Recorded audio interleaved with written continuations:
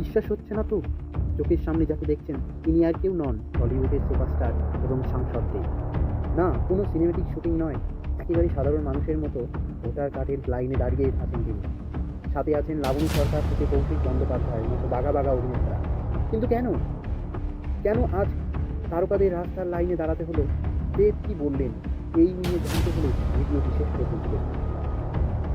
রাজ্য জুড়ে এখন জোর কদমে চলছে ভোটার তালিকার বিশেষ সংশোধন বা এসআইআর প্রক্রিয়া। আর নির্বাচন কমিশনের এই কড়া নিয়ম থেকে রেহাই পাচ্ছে না কেউ। নিয়ম সবার জন্য সমান, যেটা সাধারণ মানুষ হোক কিংবা সেলিব্রিটি হোক। সাম্প্রতিক ভোটার তালিকার শুনানির জন্য সশরীরে উপস্থিত বলে দেখা গেল টলিউডের একাধিক মহত্বকে। ছবিতে দেখুন অভিনেত্রী লাবণী সরকার এবং অভিনেতা কৌশিক বন্দ্যোপাধ্যায়ের ভিড়ের মধ্যে ধৈর্য ধরে দাঁড়িয়ে আছেন। কোনো ভিআইপি সেট আপ নয়, বরং আর 5 জনের নাগরিকের মতোই নিজেদের দায়িত্ব পালন করছেন তারা। তবে সবার নজর কেড়েছে সুপারস্টার দেবের উপস্থিতিতে। তিনি শুধু সুপারস্টার নন, তিনি সাংসদ হওয়ার সত্ত্বেও তিনি কোনো বিশেষ সুবিধে নেননি। রোদে দাঁড়িয়ে আছেন লাইনে অপেক্ষা করে নিজের পালা আসার জন্য অপেক্ষা।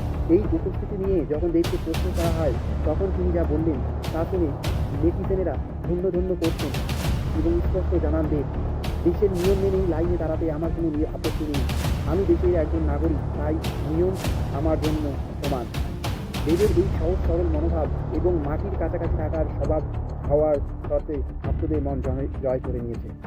একদিকে যখন ভিআইপি কালচার নিয়ে নানান বিতর্ক হয়, সেখানে দাঁড়িয়ে বাংলার এই তারও প্রমাণ করলেন আইন সবার ঊর্ধ্বে।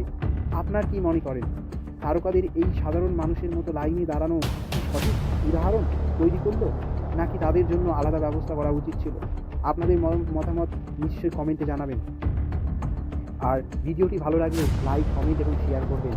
এবং এই ধরনের কিছু ইনফরমেটিভ, বিনোদন এবং বাংলার খবর পেতে হলে আমাদের চ্যানেলটিকে সাবস্ক্রাইব করুন। নমস্কার, ধন্যবাদ। আজ এই পর্যন্তই। দেখা হচ্ছে পরের ভিডিওতে।